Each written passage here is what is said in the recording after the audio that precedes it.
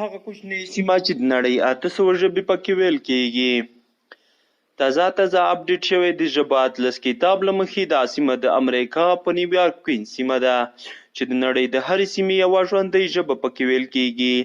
په دې سیمه کې د دنیا له زیاترو سیمو راغلي د بېلابېلو ژبو توکم، رنګ او دین خلک سره په ګاونډیتوب کې اوسیږي او په دې بېلابېلو ژبو په خپل منځ کې خبرې اترې کوي.